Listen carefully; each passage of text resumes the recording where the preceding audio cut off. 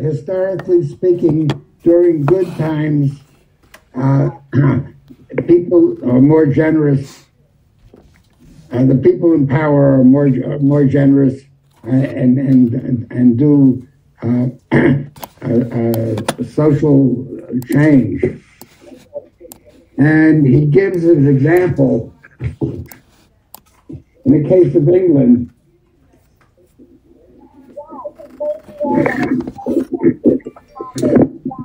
In case of England, go ahead.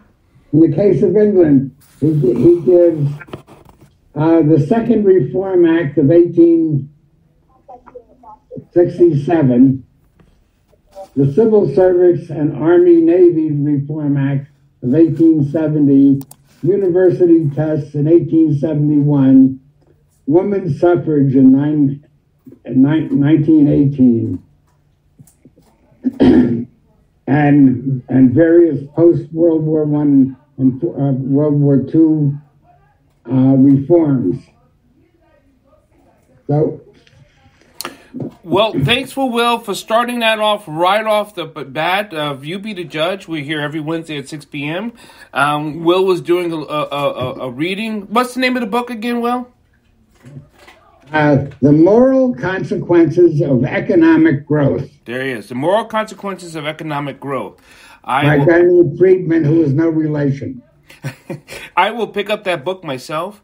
Thank you, everyone, for joining us for You Be the Judge here every Wednesday at 6 p.m. I'm one of your co-hosts, Dr. Paul Dyer, and then my other two lovely co-hosts, Marilyn Pierre and Judge Claudia Barber, which, by the way, we just had a fantastic evening last night.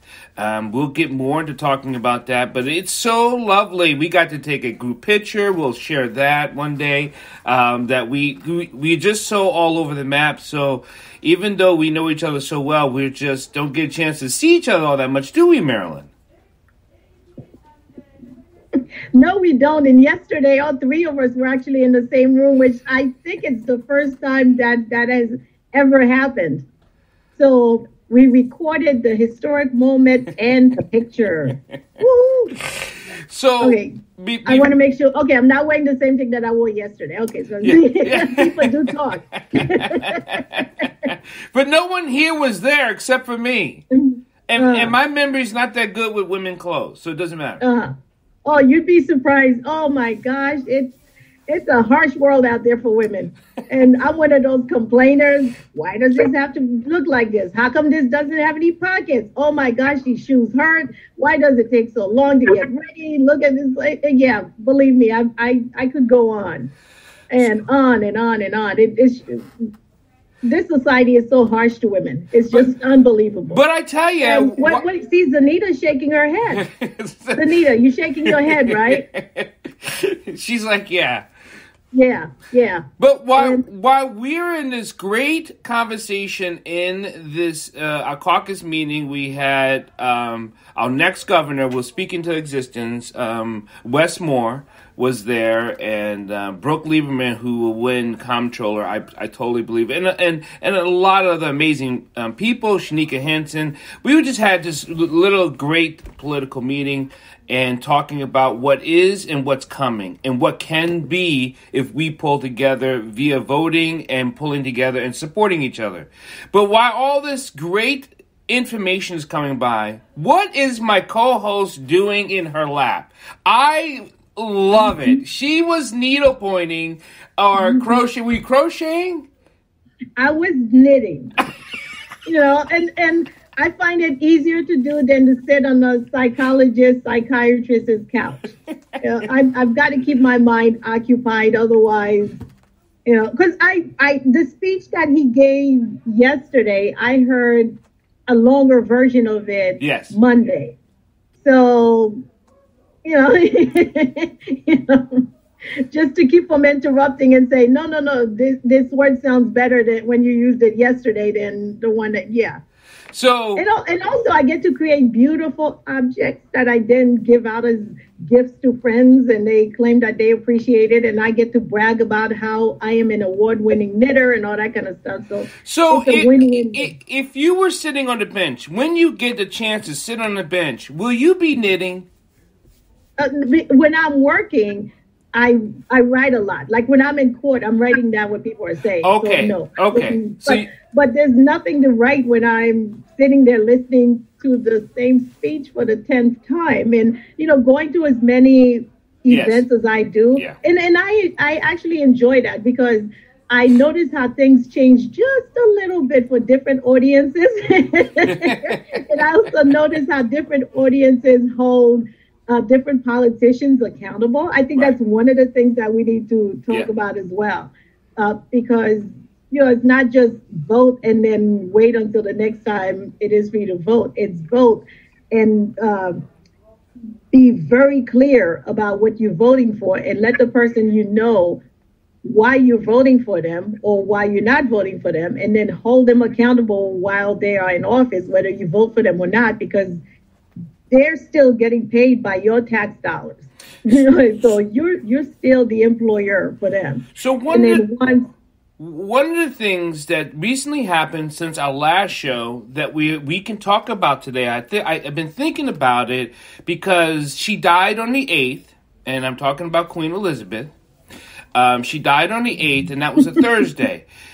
My question is for the many people who chime in. You can always chime into any of your question boxes or any of your social media. But when that monarch died, what do you think will change in the world? Because we can talk about colonialism, because we couldn't. She was never voted for. She was just, it's a king and queen issue. It's a monarch. But do we ever talk about the British colonialism and colonization that they did around the world? And how come we never spoke about it as a country, but we looked at her in such high esteem? I'm kind of confused and conflicted, Marilyn. Well, I don't know how the rest of the people here feel about it, and we're going to go around and ask. But I personally never did. And I thought that it was weird how, one person gets to be born into this position and gets to, basically by virtue of birth, gets to have all of this power, whether they're deserving or not. And then, the more that I think about it, the worse I feel about it. I've heard in the past couple of weeks that they say that when Queen Elizabeth II took, I guess, was put on the throne, she had 1 out of every 5 or 1 out of every 6 people on the planet as her subject. Correct. I mean, just think about that. I do think about that. It's something. Wow. It's disturbing. It is disturbing. It is disturbing. And then on top of that, and some people say, but she was born into it. And so look at what has happened now. So many countries have won their independence. And, wait a minute. They didn't win they didn't win their independence. It wasn't like a lottery pick. They had to literally fight for it. Yeah, but that's exactly what I mean. Even though the language is imprecise and not what we should be using. But and then they were born free, so therefore they were born independent. They didn't have to win it; they just had to get it back from the people who took it away from them. But having come from Haiti and having had my ancestors kick the French out, years before other people got their independence, this is something that we valued a whole lot. So the idea that somebody could then colonize, and even the word, I mean, it just sounds, colonization just sounds so demeaning. Having somebody come in and say, the resources from your country belong to us. Right. Your labor belong to us. Everything that you are belong to us. It's just dehumanizing, and it's just not something that we, in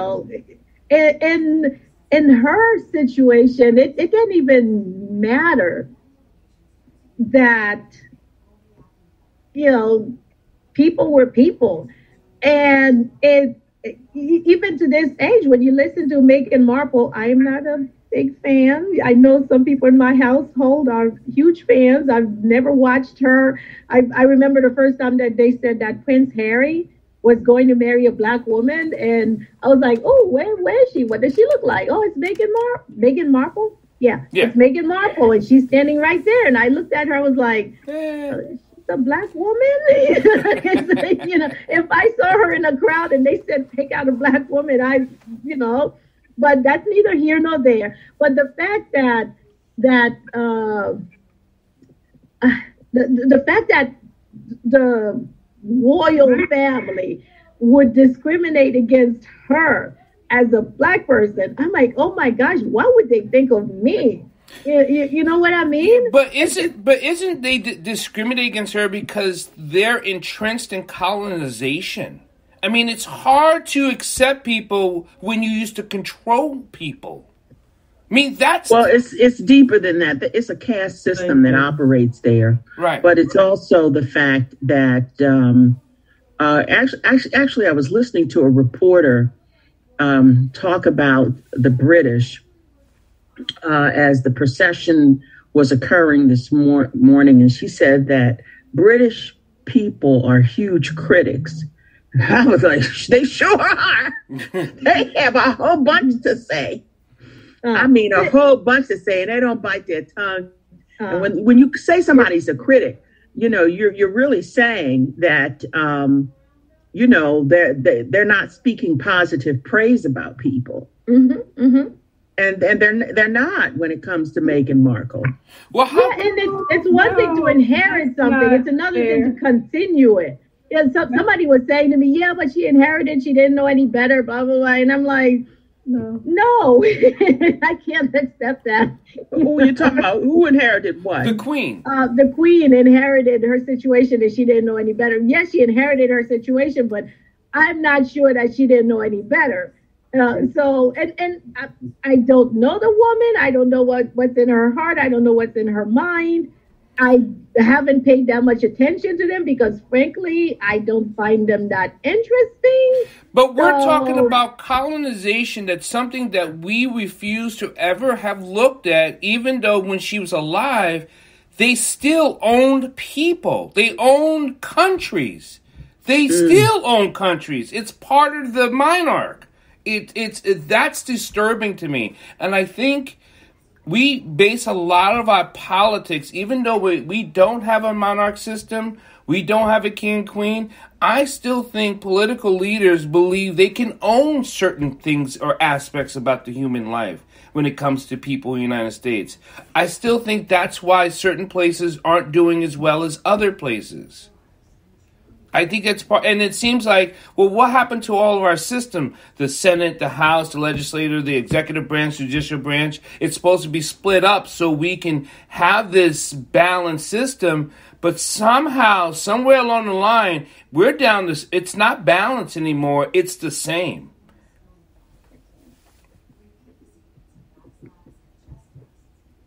I think, Marilyn, you're on mute. I know I'm mute, but I wanted, can I share this video with you? I was trying to ramp it up. Is it okay? Because I love this. So, okay, let me share. And it will, I think, get us started on this conversation that we're having here. How do I make it larger? Okay, here we go. I can't believe it's Saturday Night Live in New York City. Can you guys hear it? Yeah, we can. My name is Daniel Kaluuya. And first of all, I know you're hearing my accent and thinking, oh no, he's not black. He's British. Let me reassure you that I am black. I'm black and I'm British. Basically, I'm what the royal family was worried the baby would look like. People ask me, what's worse, British racism or American racism? Let me put it this way. British racism is so bad, white people left. They wanted to be free. Free to create their own kind of racism. So that's why they invented Australia, South Africa, and Boston.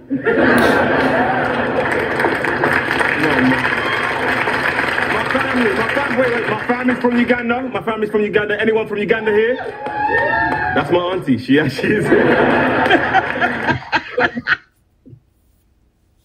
Yeah, but I just wanted to start that off because I think it's a perfect segue of what we're talking about. You know, like he said, he's what the royal family thought the baby was afraid that the baby was going to look like, meaning Meghan Markle's baby. If I'm mixing up her name, I apologize. And Prince Harry, you know. And then also, you know, British racism is so bad that white people live in South Africa.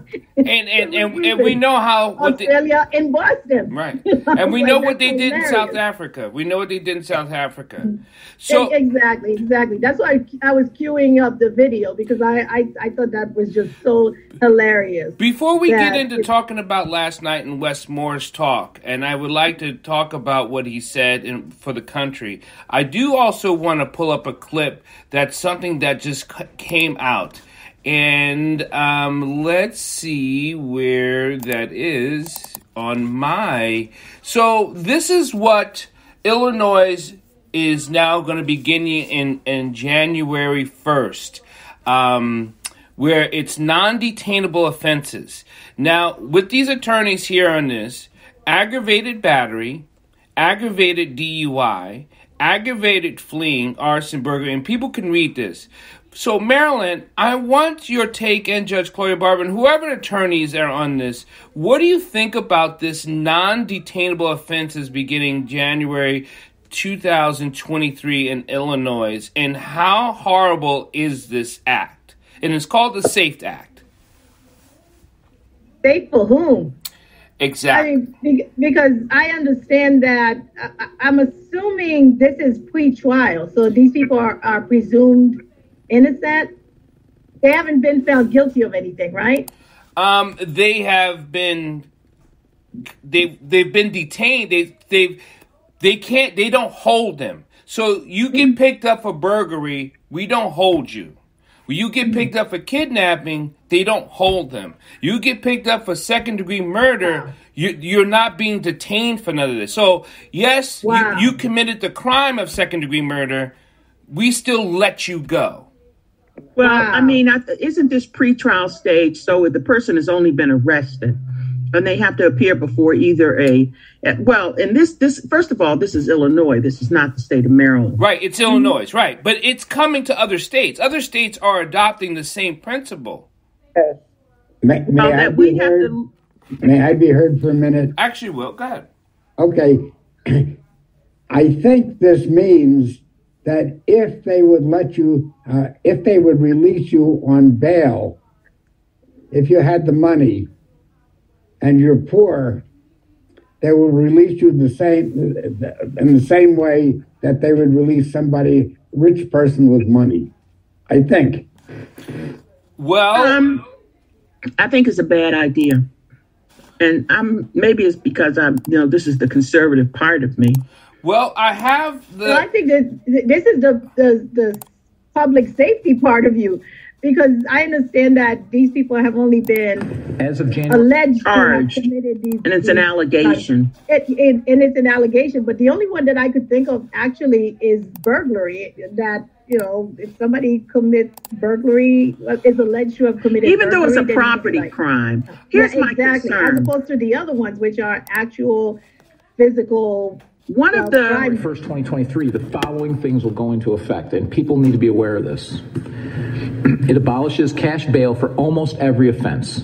This includes, but isn't limited to, kidnapping, armed robbery, second-degree murder, drug-induced homicide, aggravated DUI, threatening a public official, and aggravated fleeing and eluding. Offenders released on electronic monitoring have to be in violation for 48 hours before law enforcement can act. They could almost drive to Alaska before we can even look for them. It denies victims their constitutional rights. And keep this in mind, businesses and homeowners. Officers will no longer be able to remove trespassers from your residence or your businesses. Someone could decide to live in your shed, and all we can do is give them a ticket. You have to decide what level of force is required to remove them and whether or not it's legal. This is a massive threat to the residents of Orland Park, Cook County, and Illinois. So I definitely agree with the mayor, because I think this has gone too far. I understand, Will, what you were saying about, if they would let somebody with money out on bail, then they should also let these people out on bail. But I'm thinking that, there's certain, if these people have been accused of what they have been accused of, and I understand we have this discussion about how police sometimes accuse people of doing things that they haven't actually done, and so on and so forth. But let's say that there are no grudges to bear and there are no isms and we live in a perfect world. I still would not want people who have been accused of these violent acts to be out on bail, because there's no cooling off period.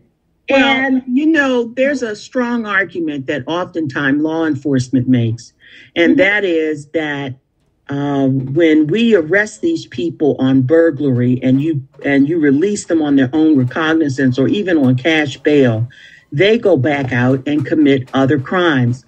Now, there was a horrible or horrific crime that happened in Maryland where young people were released and they robbed a home and they ended up killing a police officer up in northern Baltimore County.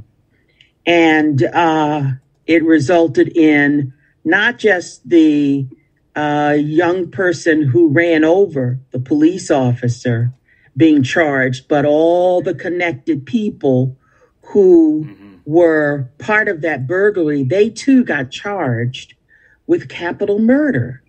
Wow. So, if he had been given, not released on his own cognizance or not released at all, even if it was on some type of cash bail, then maybe that crime would have been avoided.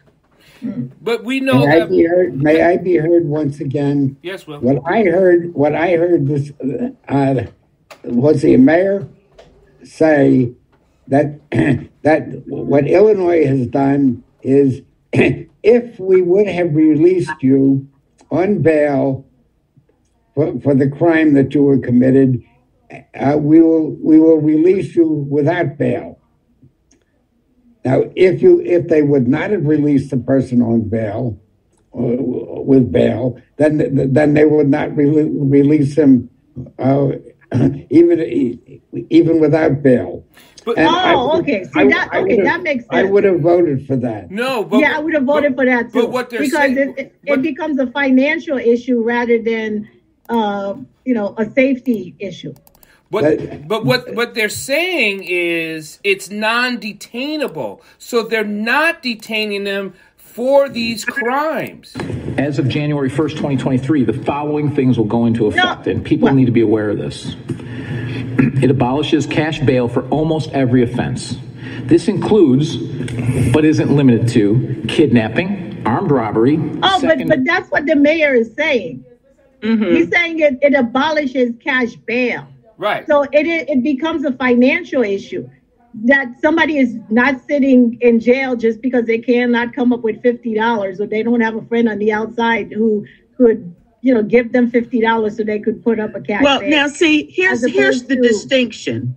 Mm-hmm. In the case of Sandra Bland, she should not have been required to post bail for those charges. Yeah, where we believe that it's questionable what the law enforcement officer charged her with.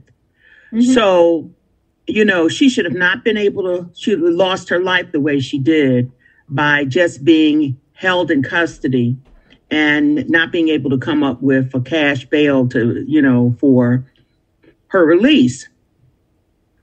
But this is where prudent judges, come into scrutiny as to what are you doing and what discretion are you exercising. Mm-hmm. So to me, the law should be tweaked, because I can't see how somebody kidnapping somebody would be released for any reason. I can't either, but it's at least it's the not way a he said financial. it. Yeah. But Yeah. at least it's not a minimum financial amount that they have to meet in order to be released. And I think that's what the law is getting geared at. I don't think many judges are going to let these people who have been accused of these crimes out either. But I think what the law is saying is if you had money to post bail, we're not going to let you, languish in jail until your trial, Marilyn, just because you don't have any money. So, Marilyn, on the bottom here it says, under the new law, after being charged with the crimes listed, those arrested would be released without bail pending a court date. So it says, second-degree murder, I will be released after being arrested after I commit second-degree murder with a ticket to appear in court. This does not seem healthy. The way it is, it doesn't seem healthy either. But the way Will said that he understands it, that makes sense. Yeah, but because that's not what it's saying. Right. That's Will, what do you want to say about that? It said they abolished bail.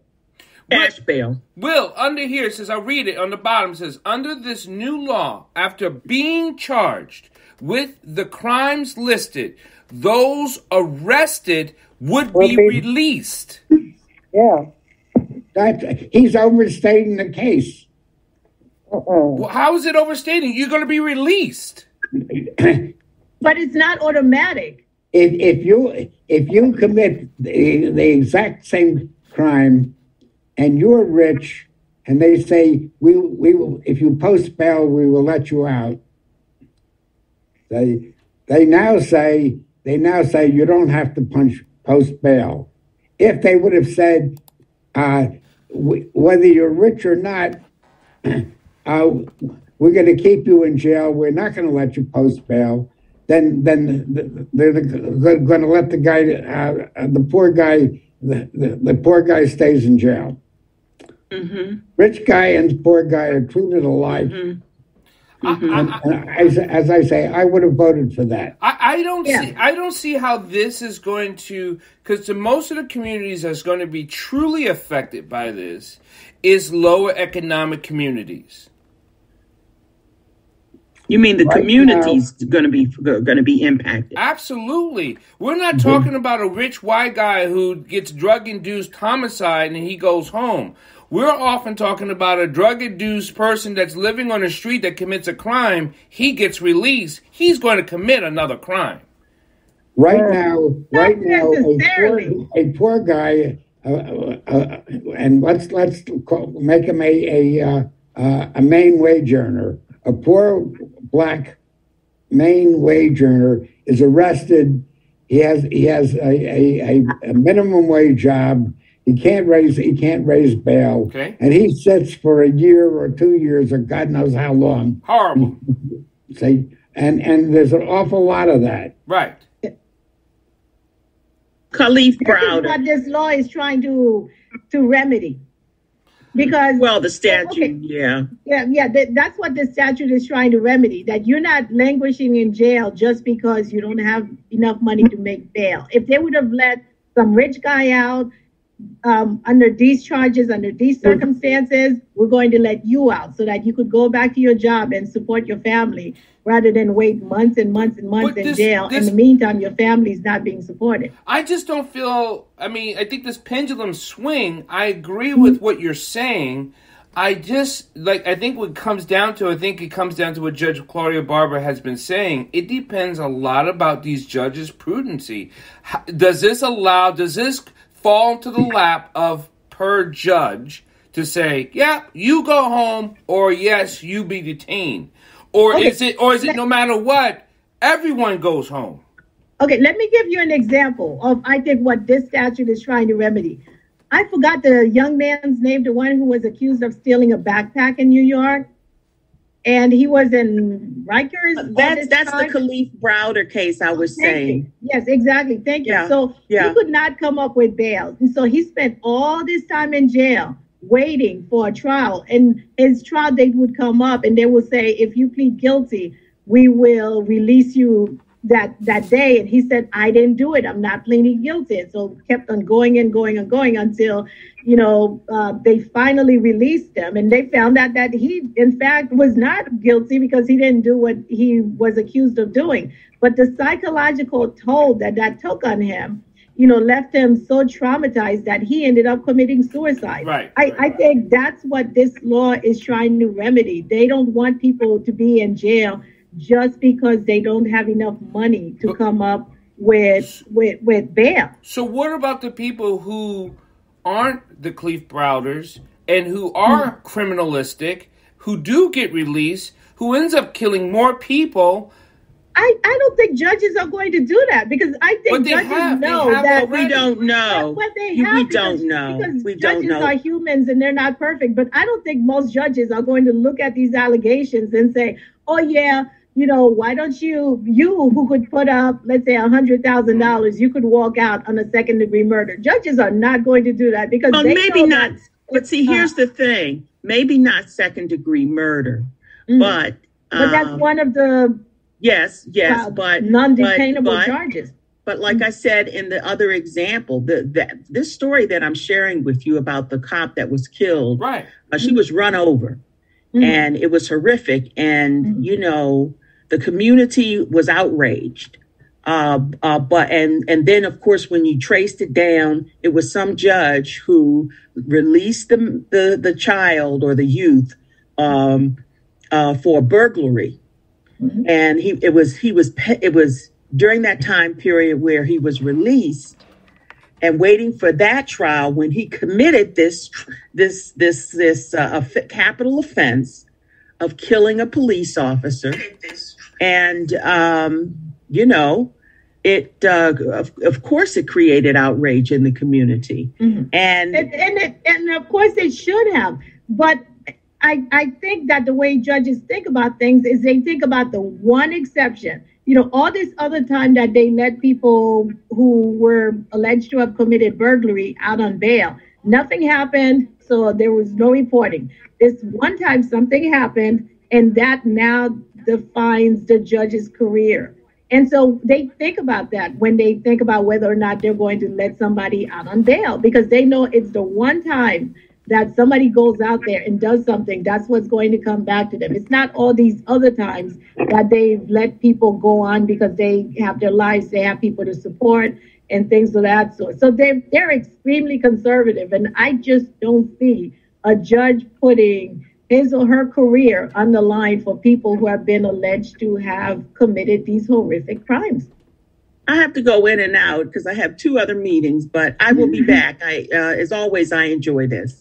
Well, thank you very much, Judge Barr. We enjoy you. So, Will, you have your hand up? Is that? No. Before we cut off, does anyone have anything to say about what we were talking about? Evangelist Minor, is this clear this up for you? Because I know you had exacerbated that this is not good. You didn't feel this is good. But now that you have it explained to you, do you feel better, or is it still it's still cloudy for you? Excuse me. It's still cloudy, and I agree. I don't see how a judge will allow a person who's been charged with murder to walk free, or a kidnapper to walk free. Maybe someone who's been arrested and detained for marijuana or something like that. Yeah, but no, not these other charges. I don't agree. I feel that if that should happen, there will be more crimes in Illinois, more crimes, more trauma. And I hope that law doesn't pass to the metropolitan area. Yeah, I think that the law was passed in order to say to people, look, we're not going to punish you just because you don't have money to post bail. I think that's basically what the law is.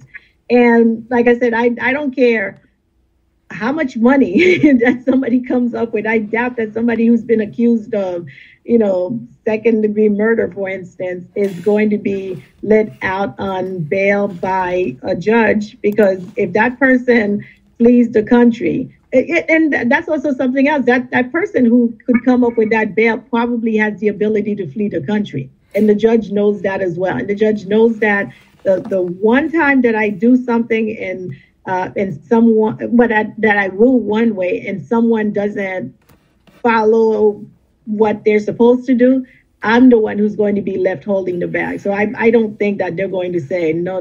But but we know. I just think, if I could say something, good ahead, evening, Teresa. Everybody. I was just thinking, when I was listening to the video, I just think it was very elementary.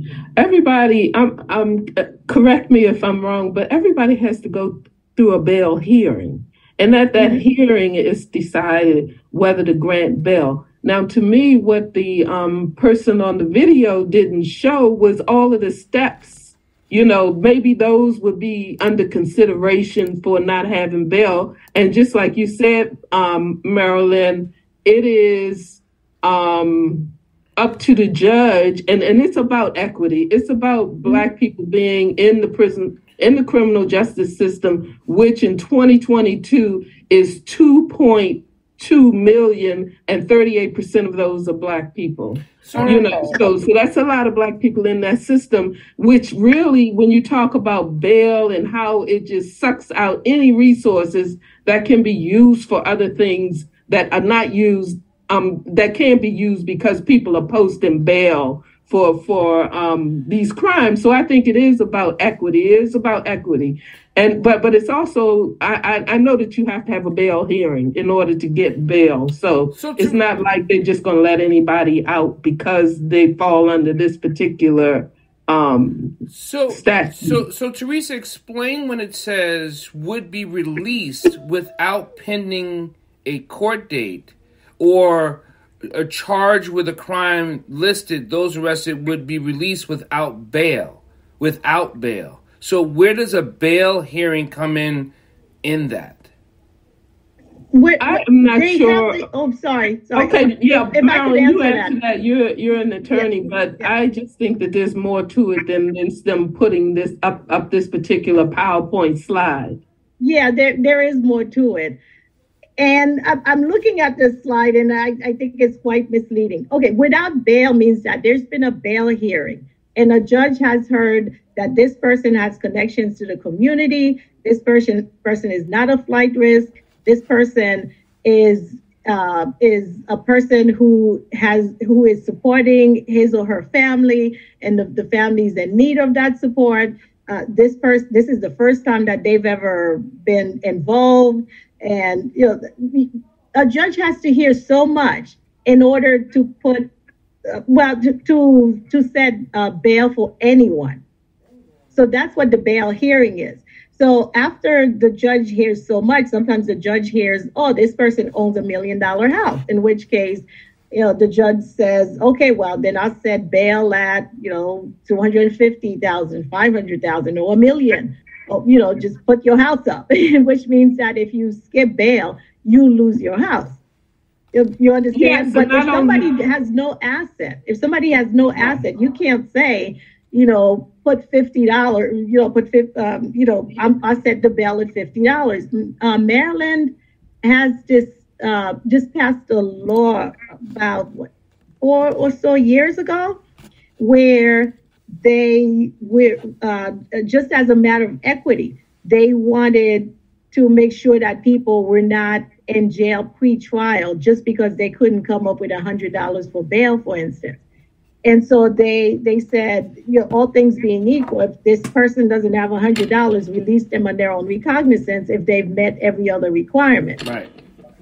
But also the Washington Post. Oh, I'm sorry. I'm sorry, Marilyn. But if you look at what you just put up, Dr. Dyer, when you put it up, who's the source? consider the source that is bringing this in their abbreviated form. Yes. I thought about that too. Yeah, I thought about that too, especially the part about, threatening a public official. I mean, no judge is going to be, letting people out, because the judge is like, I'm a public official. This is Illinois. Don't forget what happened to the governor a couple of months ago. Right. In Illinois. So we should, I thought about that too the last time I looked at it. I'm like, who is bringing that out? Because this is very inflammatory. Well, I know I can't, I did see it on Illinois's judicial page too. I could have just clipped the art from there too, but I didn't. This was easier. So I know they took it from there. It's the same thing. And the news article put their corner on there. So I did see that, Teresa. I agree with you. It does, depending on where the source come from. But I did see it on the Illinois' thing when I heard about it. But I what I like about You Be the Judge, and this is what's so great, is that with the legal minds we have here, it makes sense to me that something was explained that I did not get. And that is that pretrial bail hearing. That is never put into the article. For us common folk, that before someone can be released, there's still someone's going to hear something. But I did know that there's cases in New York where people were let go and they did commit crime that same day, and they were let go for a violent crime they committed, and they got a ticket to have a hearing. So they got picked up for attempted murder, and then when they let go, they did commit a murder. So okay, I've got to address that because judges aren't perfect. No. And nobody could predict. I mean, you could look at someone and then you some people claim that they could look at someone in someone's eyes and see their soul. I don't know. I'm not judging, but I know that. Bruce Wright. Yeah, Judge Bruce Wright, who has since passed. He was given the nickname "Cut 'Em Loose Bruce," and he was a judge in New York. And the reason why he was given that nickname of "Cut 'Em Loose Bruce" is because he would release a lot of people on their own recognizance. And so he was criticized for that because they were like, well, how dare you do that? Because it's dangerous for people out there. These people are going to go and commit crimes and so on and so forth. But when they looked at his record and they looked at the record of the so-called people who, were tougher on the bail requirements, they found that it was comparable. So a lot of the people who would otherwise be in jail because they couldn't come up with a couple $100 to post bond, they were out. They were more likely to be out under if they were before Judge Wright.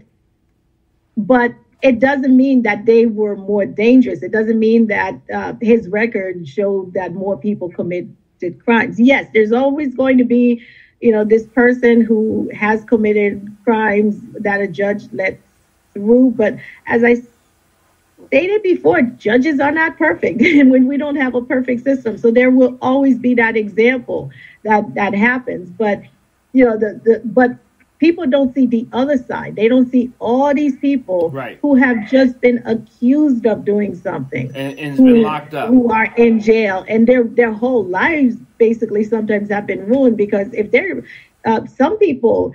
Their lives and their situations are so fragile that if they're in jail for the weekend, they lose their job. My life's that fragile.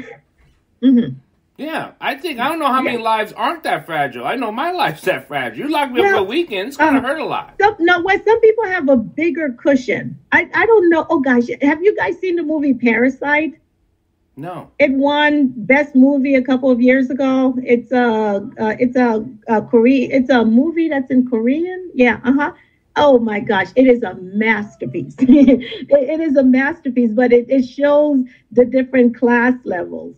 And I don't want to give any spoilers, but something happens between these two families. One of them is extremely well off, and the other family is extremely poor. Something happens. And the next day, the well-off family, their lives are back to normal again. It really doesn't, this catastrophic thing that happens doesn't really affect their lives because they have the financial and other abilities to withstand it. On the other hand, the poorer family, oh my gosh, their lives are devastated by what has happened. And then that's what I mean by fragile. There's some people who have a cushion, and with that cushion, they could bear loss and, some other significant things better than those who don't have that cushion. I know Evangelist Minor had her hand up, and I just have to state, I don't know. I know personally, if I think about it, I don't know if my life could sustain a jail sentence for a weekend. Yeah, and a lot of people are in that situation, and I think that's what that law is trying to address. And when somebody puts it in the manner that they put it, and it seems to me that they're trying to get some people instigated by it, because we all care about public safety. Even the person who's out there robbing somebody doesn't want to be robbed himself. Mm-hmm. Right? So we all care about public safety. And the way it was put was like, oh, these people don't care about public safety. Look at what they're doing. And I don't think that's what the law is. Evangelist Minor? Yes. With the new transition that's taking place with the new king, do you all think there will be a wealth shift for the economy and prices will be reduced? So, if I heard you right, with the transition to the new king of the new monarch, do you think there'd be a wealth shift with the money? Yes. No. Didn't they say one of the princes just got $1 billion property or something like that from some other family member? All it does is circulate amongst themselves. Yep. Power concedes nothing. And this has without been going a demand. on for It never has and it never time. will. Absolutely. I'm glad you're so hopeful, Evangelist Minor, because it's nice to be hopeful, but the realistic is, like Teresa says, power, and Marilyn says, power concedes nothing. You have to take power. Well, it concedes nothing without a demand. It never has and it never will. Never will. It can't. What's that, Nietzsche? Well, who's that? That's Nietzsche, right? No, Frederick Douglass. That's Frederick Douglass. Oh my gosh. Okay, thank you. Frederick Douglass. Thank you, Holly. Yeah. Yep, you're right. That's Frederick Douglass. And they're if anything, I think they're probably going to be better at hiding it. I do. But it's going to keep circulating in that same family. I do have something that I've been thinking of since she passed. I believe she held a lot of information that she may have died with. I think whoever she could have told, might have told, it may not have told many of a lot of things. And I think now it's time for the wolves that she held at bay, for whatever reason, is going to come. That's what I think.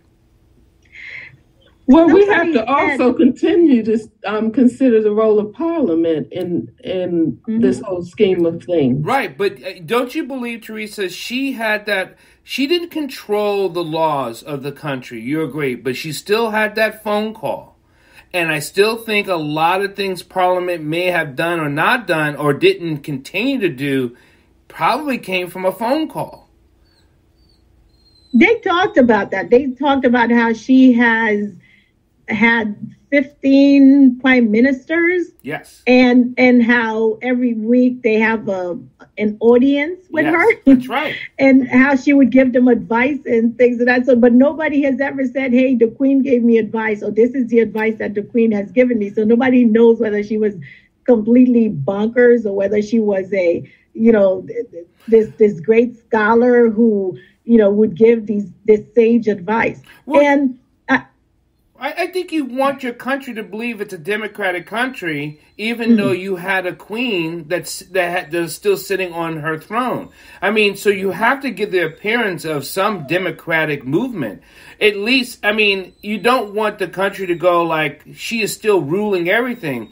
But let's not fool us. She still had a huge. I mean, her saying to a prime minister carried weight. It had to have. It just.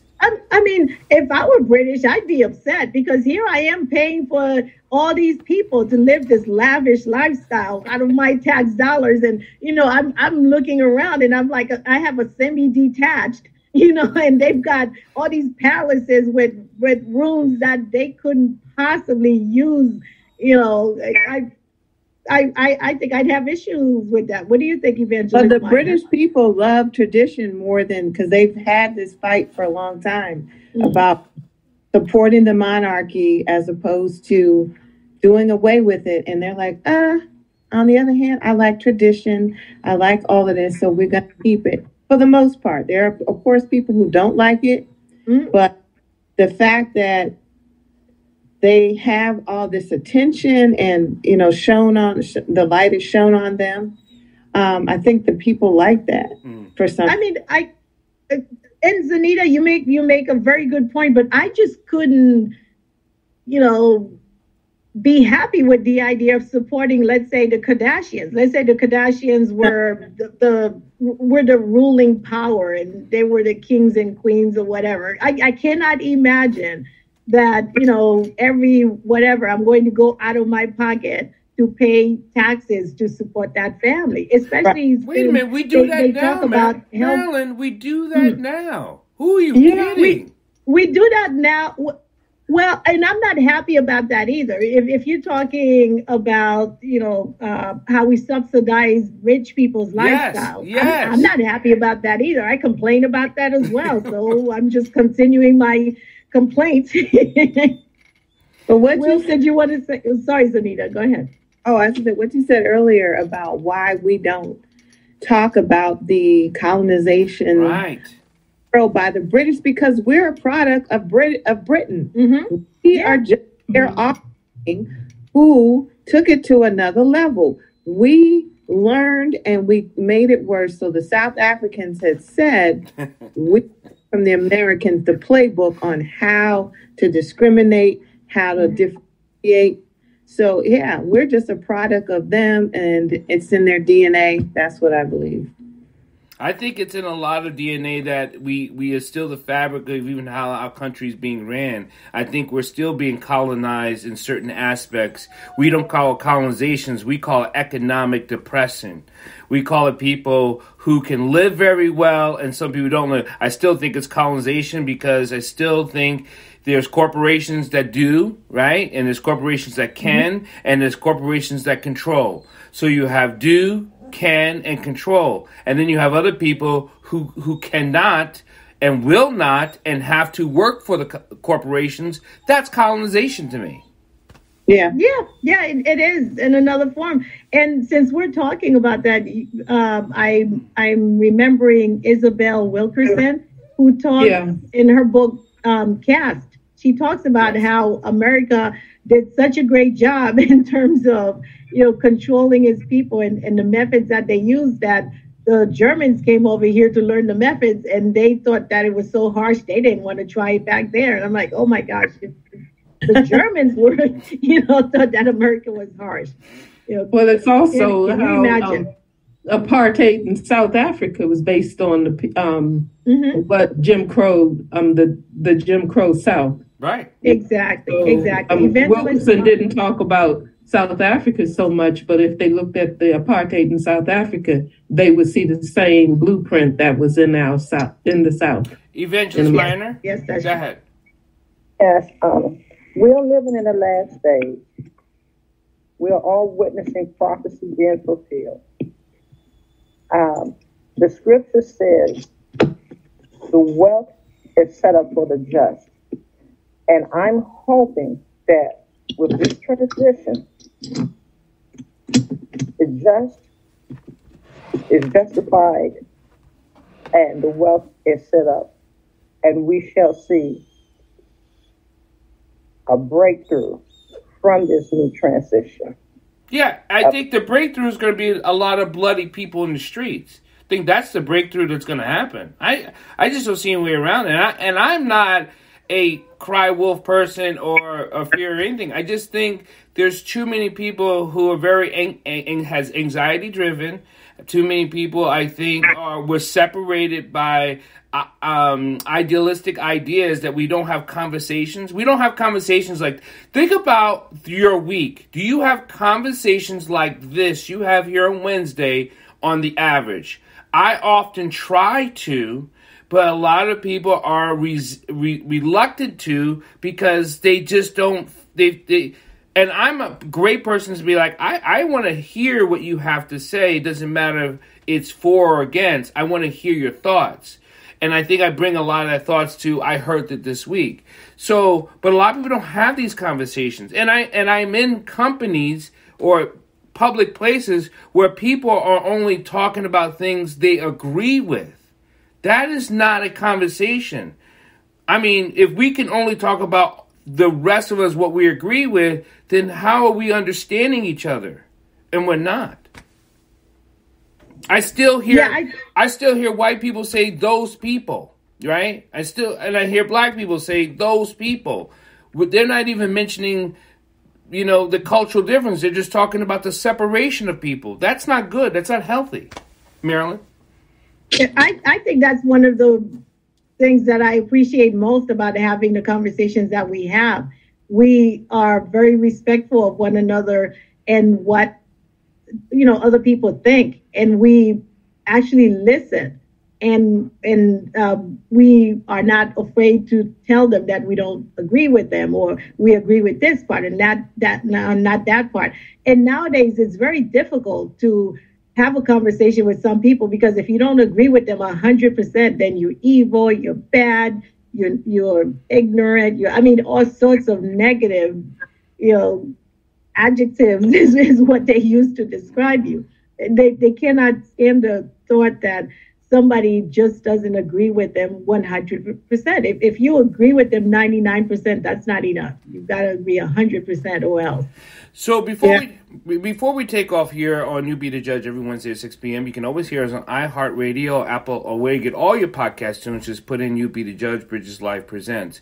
Marilyn, I want you to give us a small recap of what Westmore was talking about. Not only did you stipulate that you said that you have heard it similar often several ways, but could you get a recap of the people who was not there, which is the many of us, and the people who are listening live or recorded? What is he saying? What's the next step for Maryland, and what does he have in store for Maryland? For Maryland, not Maryland. It's my state. I own it. That's why they named it after me. Monday morning, the District 18 Democratic Breakfast Club had Westmore as their guest, and yesterday evening, the Anne Arundel County NAACP had Westmore. Westmore is had Westmore as their guest, and Westmore, as we all know, is the Democratic candidate for governor.